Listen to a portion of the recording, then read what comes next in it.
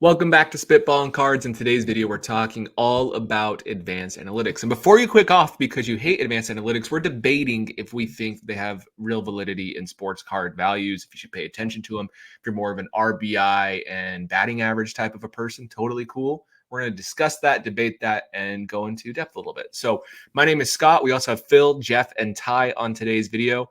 Thanks for joining. And let's just kick this off. The very first thing that I brought to the team was going to be about bat speed. Bat speed is a new stat that has been able to be tracked for the first time ever this year in 2024 with StatCast because they have cameras that can capture how hard a player swings the bat. I want to show you a quick of one of a few different things that was posted. Sarah Lang's on Twitter. She's a great follow. But you can see this is bat speed. Actually, it'll be like an actual velocity from a pitcher equals more strikeouts, better ERA, generally speaking, if you can actually command. But in baseball, if you have a bat speed as a hitter of 69 or lower miles an hour, the average batting average is 202. If you're between 70 and 79, it's 274. If you're 80 and above, it's a 321 batting average. Juan Soto was the first player ever yesterday to have two swings of like 80 or above, and he was 2 home runs. So I want to talk about this and other stats. We're going to get other stats. What do we think of these advanced analytics? Does it actually impact your buying habits in sports cards? Ty, what do you think? The first thing I think is I'd love to have these stats on Barry Bonds and know what his swing speed was, because every other stat he ever had seems like a video game. So that'd be really interesting. They don't do these like, they're not doing like retroactive analysis, right? This is just like going forward. Going forward, they can't go back. They can't go back. Yeah. So that would be really cool to see. But here's what I think about stats like this. There's a lot of stats in baseball. We know it's a stat heavy sport. It's a stat nerd, sport. And there's certain ones that I see as more predictive or indicative of like what a player can do, could do, should be doing. That's how I view a lot of these advanced stats. But then there's always anomalies. And that's what I think you probably have those stats too on, like the exceptions to this. Like we always talk about Vladdy being an exception where his performance doesn't match expectation and things like that. So I sort of look at all of these outside stats and metrics as funneling into the core ones, really the legacy ones that we care about, the counting stats, and then WAR. And, it's some of them tell a story about what they should be doing, and the rest of them tell a story about what they are actually doing. I agree with that. I want to show one more thing real quick, and then I'll hear your thoughts, Jeff and Phil. But here is another metric for bat speed. This is from, obviously, they were looking at Ohtani, someone in Japan, or I assume is Japan. I don't know exactly what language that is, but you can see what they're looking at over here. They're different quadrants. So this line is squared up right here, like how often you square the ball up. This line over here is average bat speed. So it's funny you say that. You can see Ohtani has a high average bat speed, and he's above average in squaring the ball up. That generally leads to hits and barrels. Barrels are the ball actually being hit over like 98 miles an hour at a specific launch angle. I believe it's 29%. So that is good. But you'll also see over here is Luis Ariz. He has the lowest bat speed in Major League Baseball, but look how often he squares it up. So you want to have a combination of these two. We actually can see down here, I'm guessing Javier Baez will be down here somewhere. Here's Ezekiel Tovar. That's not a great spot to be. We saw Vladdy. I actually saw him a second ago, but Vladdy's down in this range where he's hitting the ball. Or there he is right here. He actually has almost 76 mile an hour bat speed. Julio is right next to him. Those are those two players. I'm sure it's tiny, so I hope you can see my cursor. Mm-hmm. But the point is they're well below average in squaring the ball up. So you swing the bat hard, but if you don't hit the ball good, you don't get a hit. So Jeff, Phil, what do you think? First of all, can you go back to that graphic? I wanted to see who those other outliers were. Was that Soto? Yep, Soto is by far this year. That's Soto. Highest bat speed and highest squared up. Only 2 players square the ball up more than Soto, and their bat speed is 66 and 62 miles an hour compared to Soto's 76. And that's why he gets so many hits, essentially. He hits the ball hard, and he hits. Soto's approach is very interesting because he doesn't really care about launch angle. He's looking to be a line drive hitter. He's one of the few players in Major League Baseball who will stay on top of the ball, like doesn't care. And you can see in his approach, and it's actually helping. And that might switch other people's approach moving forward. Who knows? And who's the other outlier on the far right, on the lower? This is Giancarlo Stanton. Does not Okay. barrel it up, but he has Yeah. the highest bat speed by far in baseball. That's interesting. Okay. All right. I think those are fun to see. I like to see it laid out like that. When I first Yeah. saw this list of new stats that came out, I was a little underwhelmed. Uh, even the way that tweet was phrased, like, here's why we care about bat speed. I was just wondering what further information it really gave you. Obviously, in general, the players that swing harder, just like the players that the pitchers that throw harder, are more successful. And yes, I guess maybe the value is in the outliers, where you got a guy like Arias who has more like a Tony Gwynn approach, where he's kind of serving the ball around the field instead of just swinging as hard as he could. So I don't know. I wasn't too blown away by seeing these stats. It seemed like the breakdown of the guys who barrel the ball up the most are the most successful, which just seems like intuitive sense to me. Ty had mentioned before Vlad Guerrero Jr., and he is the one guy that really made me question the validity, not necessarily the validity, but maybe the predictive hobby value of these advanced statistics, because he has a ton of red on the Baseball Savant pages and has for the past couple of years, but he's very underwhelming, hits a lot of ground balls. So even though he hits the ball extremely hard, judging from where his percentiles should be, based on this, he should be hitting a lot more home runs. He should be a much more successful statistical player. And I noticed today, for example, I looked at his last 2 weeks, and he's got 19 hits in his last 2 weeks. He's bumped his average way up. Now he's 287. So Chris's joke about not being able to hit his weight is probably not as effective. But of those 19 hits, he's got 1 home run. That was 2 weeks ago, and 1 double, and the rest are all singles. So he's just continues to hit the ball hard, but hit it on the ground. So the specific value of some of these advanced stats for predicting hobby value is just, it's not really all there. So I understand some of the hate of the advanced stats. If you understand it, it can help. Like, obviously, Vlad has a very specific issue, and it's his launch angle. He can hit the ball as hard as he wants directly into the ground at the third baseman. The average exit velocity, 95 miles an hour. That looks really good because, generally speaking, that's like a 40% hit probability. But they position him so well now. They know where he's going to hit the ball. It's so consistent that it just leads to easy ground ball outs. And that's why you sent a stat where he's only had 2 extra base hits out of those 19 hits. And that's because he's hitting this little like singles through the gap and line drives because his launch angle is so low. So it's one of those things. But these stats can definitely lead you astray. Phil, what do you think about these stats? Yeah, so first thing I thought, I'm like, well, bat speed, how's that different from exit velocity? And then sure enough, some of the leaders, it probably correlates very well to exit velocity, bat speed does. Giancarlo Stanton, Aaron Judge, Juan Soto, J-Rod. And one of the things that's interesting about this, though, is, Saris from The Athletic in his podcast, Raising Barrels, he was talking about what he started to look at. One of the new things that's available in addition to swing speed is something called swing length. So if you look at somebody like Aaron Judge, somebody like Giancarlo Stanton, Ellie De La Cruz, not only do they tend to swing the hardest in the league, but they also have really long swings, and kind of makes sense because they're so tall, right? So one of the points that he was making was like, I would be careful to overreact based on just this one stat by itself, swing speed. I would try to combine it with other things and maybe see if you could buy, like, with his, perspective, it's fantasy baseball, try to see if there's like candidates to be undervalued. And he's looking at Matt Chapman, and he's like, he has a pretty good bat speed, but he doesn't have a long swing, versus somebody like Nolan Arenado, who has a below average bat speed, but he has a longer swing. But I think that's dangerous because, as someone pointed out, we don't have stats from previous years. And when I look at things like BABIP, batting average, balls in play, some of these more advanced stats, I like to not just compare it to the league average, but also to the player's average over time. How's that trending? So if Arenado had a long swing last year and didn't swing very hard, but because he pulls the ball really well and he's good at pulling the ball in the air and being efficient about his home run output, and it worked in the past, then why would this year be any different? Maybe he's just cold right now. So another thing is, as Scott pointed out, we've got an array of other stats as well. And some of these are based off of the swing speed. So actually squared up, a lot of people are wondering, like, what does squared up mean? Because we already have barrel percentage, we have sweet spot percentage.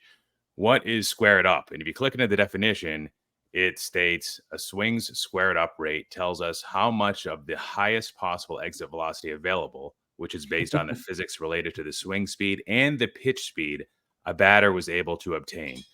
So what that tells me is it's almost like efficiency of, hitting a pitch. So with Juan Soto, he's getting a pitch. It's doing the maximum amount of damage given the swing speed, which for him is hard to do because he swings really hard. So it kind of, that would tend to knock it down. And of course, the velocity of the pitch. So quicker speed, or quicker bat, quicker approach. Somebody like Luis Arias, it would make sense that he would have a higher squared up rate. And then there's something called blasts, which takes it even further. And I was joking with the guys offline saying, like, I don't think the hobby's ready for all these stats. So a blast in StatCast terms is when a batter squares up a ball and does so with a minimum amount of bat speed. So to best understand, please review the definition for a squared up ball or the efficiency of a batter's contact first. We're losing everybody, aren't we? These stats are crazy. I mean, these stats are wild. Yeah. You have to. But my question for you is this going to change any way you collect in any shape or form? If you see, like, now that we have this year-over-year trend, are you going to look at Nolan Arenado from 2022 to 2024 and say his bat speed dropped like 7 miles an hour? Like, he is not squaring up the ball. This could be help you predict future performance, technically, right? More data is good if you know how to use it. But at the same time, are we straying away from batting average? Are we straying away from home runs? Are we straying away from RBI? All these stats that are important. We can have these players like Vladimir Guerrero Jr. There's other examples that have amazing advanced analytics, but until you do it on the field, they don't matter. They don't matter in any way, shape, or form, at least for the performance that year. It was the same thing with Paul Goldschmidt in 2022. People were saying, yeah, but his expected stats were bad. It's like, yes, but his real stats were good. And that's what matters. And so that's my thoughts is, are we getting to the point now where we're just kind of losing the premise of baseball, where they actually perform? And are we swinging too far the other direction? Anybody have any thoughts there? It's just going to keep on coming. I mean, these stats, I mean, they're not going away, and there's going to be more and more, and there's going to be greater insights as a result of this. And it's not just the cardboard people that need it. It's organizations that need it. The WAR formula is one that gets adjusted just about every year. It gets changed. So if you look at old articles of like, oh, wow, like Jose Altuve definitely deserved that MVP over Aaron Judge. But then over the years, look at Fangraphs, look at the wars from, 2017, and you'll see Aaron Judge continue to widen over Altuve. So there's going to be more and more. I look at all of this new data, and none of it's usable to me, except for one little bit of information that I haven't brought up yet. Corbin Carroll, as we know, his exit velocity this year is terrible. What was it, like first, second percentile? But his bat speed is actually above average, I believe. It's around like 74, 75. I think that's above average. So that's something that tells me like maybe he's not injured. Other than that, I think we have to wait to understand how people smarter than us are going to apply these formulas to kind of like real life use cases and, go from there. But don't overreact yet. Speaking of WAR calculations changing, we should talk about WAR a little bit because we talk about it a lot. It's a great way to summarize a player's efforts on the baseball diamond. But this last year, Fangraphs had a very dramatic shift in the way they calculate defensive WAR. What they used to do is they used a stat called UZR, which is ultimate zone rating. They switched to outs above average, which is StatCast metric. Outs above average only goes back to 2015. So everybody essentially before 2015 is still using one form of defensive metrics. Everybody moving forward from here on until baseball is not being played will have these StatCast metrics. So it's interesting because players like Mookie was actually hit the hardest. He went from 53.5. Dang it, Buttons. Give me a second. Buttons also doesn't like discussions of Mookie getting hammered. Buttons hates that. Just pushing your buttons. So Mookie's a good example. He went from like 58.5 WAR all the way down to 55 WAR. He lost 3.5 WAR, and he was by far the most. Paul Goldschmidt lost 2. Some players gained, because they said based off of, these two defensive metrics is different. But Phil, to your point, it supposedly is not going to be changing as much with this newest change because it's StatCast metrics now. So maybe that'll change. But WAR, it's a very decisive thing. WAR summarizes offensive output, defensive output, base running output. It's a good stat to say overall value, this player contributed this many runs. What are your thoughts? Do you use WAR as a primary driver for you, and why or why not? What do you think, Jeff? I like WAR, and I understand the criticisms of it. It can't account for everything. But I think when we're trying to look at one specific stat to encompass most things, that does the best job of any that we have. And I think most of the time, WAR will line up with the good old eye test. But there's some people who disagree with that. So I understand the criticisms of it, but in general, WAR seems to do a pretty good job, in my opinion, summarizing who is the best in the league at hitting and pitching. I feel like it does a really good job creating an even playing field, taking into account all the different stadiums that these players play at and the different positions that they have. I feel like it's a pretty good way to tell who is the best of the best. Now, do I use it to make card purchases? No. I mean, I touched on it earlier. The Vlad, it seemed to me a couple years ago that there was an inefficiency in Vladimir Guerrero Jr.'s cards because his expected batting average, his expected slugging percentage, his expected numbers were much higher than they were. And I felt that he was going to eventually catch up to those expected numbers. However, as Scott pointed out, he just could not overcome the launch angle issue. And that really has played havoc on his expected stats versus his actual stats. So I tend to stay away from WAR as a way of buying cards, although I think it's also a good measuring stick for who could be a potential Hall of Famer, who might be become an all-time great. So from that perspective, from a career perspective, I do look at it. I would argue for me, WAR is one of the few advanced stats, and it's very generally accepted. I do pay attention to it with cards because it feels like that is becoming the primary driver behind Hall of Fame voting, whether it's fair or not. That and it like really big counting stats, 500 home runs, that type of a thing, those milestones. But I do actually pay attention to it more. If you would have said Chase Utley is going to be a Hall of Famer 20 years ago, he would have fallen off first ballot probably. Maybe not that bad. He was a great second baseman. That might not be fair. But if you look at Kenny Lofton, he's the opposite example. Kenny Lofton, who had 72 WAR, he fell off on the first ballot 20 years ago, I believe. He would have stayed on because of his WAR and because of the advanced metrics. So things are changing, and that impacts card values. And I think WAR is the one that you can directly correlate. What do you think, Phil? Yeah, I'm a pretty big believer in it. And I think 3-4 years ago, when it was less maybe mainstream, maybe go back further, 6-7 years ago, when it was less adopted by the hobby as like the most important stat per se for card values, for Hall of Fame, for MVP voting, etc. I think there were probably some more opportunities to take advantage of that from a card standpoint. Now I think everybody's looking at the leaderboards frequently. Everybody gets that's what drives card values and all these other accolades, whether they like it or not. Players like arbitration is based off WAR now, I believe, and there's what players get paid is based off of WAR, so it's coming from the top. It's not being driven bottom up from us.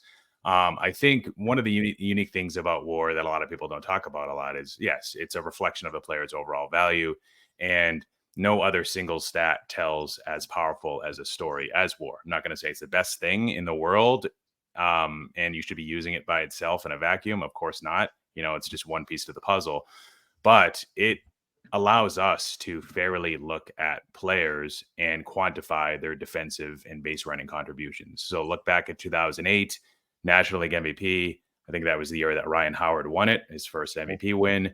Carlos Beltran, I don't believe, finished in the top 3. But then if you look at their WARs, Beltran had about double the WAR of Howard. Howard had about 150 RBIs, about 50 home runs, but didn't really do much outside of that. Batting average was probably all right. Pujols probably deserved it. Looking back on it, though, if you had a way for people to consistently and fairly view their other contributions, I think at the time people would have appreciated being a little bit more informed, not going to say smarter, making a smarter decision, but being a little bit more informed with the WAR formula. I have on the screen this MVP for Ryan Howard, like you mentioned. So OPS wasn't even that big of a stat back then, I don't believe. I don't think OPS was really something that was considered as more batting average. On base movement happened, but OPS, Pujols led the league in OPS, led the league in WAR, only 7 home runs, 12 RBI behind Ryan Howard. Pujols still got 12 first place votes. I bet if this was today, he'd probably have 25 to 30 first place votes. Might have been unanimous, to be honest. 9 home runs. Somebody's And going if to we call look you at- out in the comments for that. I know, but I don't know. It's tough. It's tough. And I think that a lot of we can do the same thing with the year Derek Jeter. I have to go find it real quick. So the one that comes to mind for me, Scott, is 2012 when Mike Trout had a 10.9 WAR and Miguel Cabrera hit for the Triple Crown and won the MVP. Yeah, good call. And I was very much, that was actually that was the first time I really remembered WAR like dominating conversations was that season, and everybody making that argument and just saying like Trout's a better overall player, blah, blah, blah. Of course, I'm a Tigers fan. And I was like, no, it's Mickey. Come on. He's done something nobody's done in however long. So I use WAR a lot. To me, it's people look for simplicity and a way to encapsulate things. And WAR helps drive that conversation and simplify it. And I frankly wish there was a more reliable stat in other sports that could be used. Agreed. Like football, basketball, soccer, where you could actually rely on one thing. And I think we're all saying the same thing in a way. It's not the be all end all. It's definitely not, but it is pretty good. And it's useful. I'm happy they have it in baseball. Yeah. And speaking of that, right, here's David Ortiz. He probably would have. Derek Jeter was second place to Justin Morneau that year. Probably shouldn't have won. David Ortiz was a better offensive player. The argument probably was Morneau. I don't know if the Twins did well that year or something, but argument may have been like a winning team. Plus, he played the field while David Ortiz didn't. Yeah. But with WAR, this is already killing David Ortiz with positional adjustment, and he's still that much better. Look at that list, Scotty. Look at that list further down. You have the top position player, didn't even finish in the top 10 in MVP. Grady Sizemore, yeah. And he would have, and probably deserved it. He's a great defensive player, great offensive player, great base runner. That's something that is, I think it's his home runs and RBIs weren't on par with those top guys. Yeah, the one thing that so when Scott was talking about like the amount of runs or the amount of wins that they give a team, and I know it kind of correlates actually to the amount of wins that you're getting if you take entire roster's WAR and you're to just add it up. I know it actually probably ends up pretty close to their total number of wins. I see it more as a model. Like you get over like 5 to 6 WAR, it means you're superstar. If you get above a 6 or 7 WAR, it means you're super elite or whatever. If you have a WAR between 3 and 4, that's like very good. 4 to 5 is like superb. What I like to do is I don't actually compare hitters to pitchers. Some people will make that argument, but they're based on 2 different models, right? And if you don't really buy into the win argument that it completely correlates to wins, then you can look at those models separately and what comprises those components.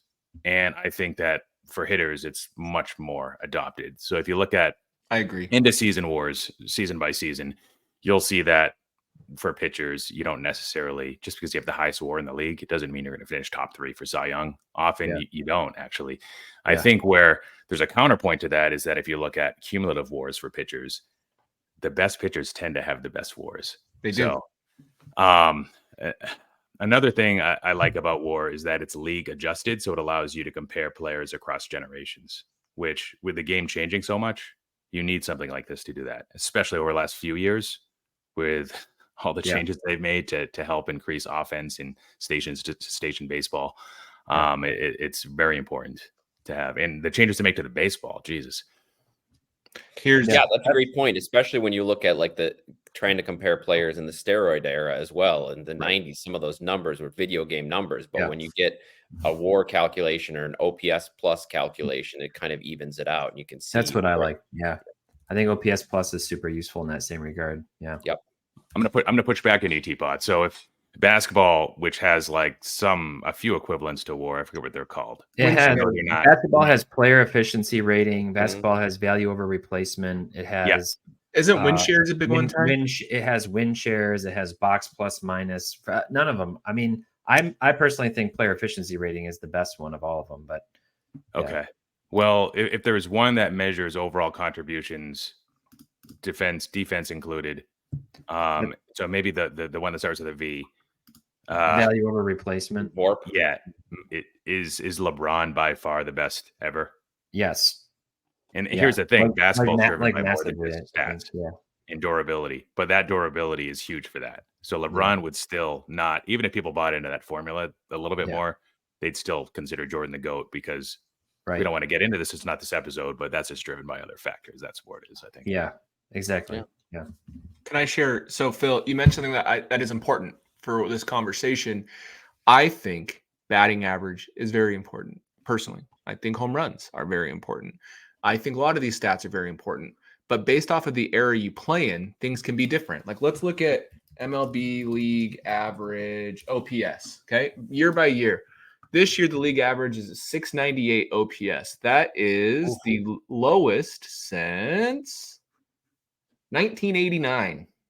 And before that, there's only like basically one other year that was that way, all the way back till the 1970s. So I want to look at 1999 because 1999 had the highest league. No, the year 2000 had the highest OPS ever in the steroid era. Okay, at 782. So let's go to the year 2000 on Fangraphs. And we're going to type this in. We're going to do 2020. We're going to do 2023 only because the season's over. It'll make the data better. But if we go to batting average and see how many people hit over 300, I bet you it'll be drastic. There are 53 players who hit 300 in the year 2000. If we go to 2023, now we're single digits. It is 9. And some of those aren't qualified. I don't think Bo Bichette qualified. No, it was Yandy Diaz probably didn't. Who was it? Corey Seager didn't qualify. He only had 119 games. So basically 8. So it just shows you, are the players in the year 2000, if you drop them all here, all 58 of them, would they have hit 300? Probably a few, like a handful, but not all 53. And that's that's like the league importance in WAR calculations because it's comparing against your peers in that year versus across generations. So cool. I have a parting poll for our comments that's fitting for our stats conversation. We've talked about this. We've debated this in our, I think in our group chat before. I want to know from the audience whether they believe when speaking, you say RBI or RBIs. And Scott says RBI. I say RBIs. And Washington State University says it's RBIs, as does most sites, because you pluralize an acronym. So does my dog's butt, Ty. Yeah. So I want to know I think I'm bringing this up because almost universally every Market Movers Data Dive video that I do, where I do baseball and I say RBIs, somebody in the comments yells at me and says it's RBI, and I'm like, those are Scott's burner accounts, by the way. Yeah. Have fun with your runs batted ins, Ty. Your runs batted ins. Runs batted ins, baby. I have this discussion with Chris too, because Chris insists on the plural of SSP being SSP, but I say it's SSPs. And it's even different than runs batted in because super short print is a singular. So SSPs, you need the S. But Chris disagrees. So you'll see on our thumbnails on our channel, there's usually not the S at the end. But my thoughts on like the grammar police is like I was bullied into saying RBI, and now I'm not going back. I've already changed. I've already uprooted my entire baseball speaking. I'm not going to change at this point. It's too late for me. You got to stand for the truth. So what do you guys think? Is it runs batted in or is it runs batted ins? Vote in the comments below. Yeah, in a podcast format, it's just easier to just say RBI. I don't even know what I said when I was referring to Howard, though. And RBI or RBIs isn't as valuable of a stat to even waste time on this debate or to say that is. So I think I probably do go back and forth with it, and I'm sure 50-50 throughout the industry. I'm going to say RBIs is just to make sure I'm wrong moving forward. RBIs is. Okay. All right. Good place to end. Thanks for watching, everybody. We appreciate it. And the next episode will be more card centric. We appreciate you all. See you in the next one.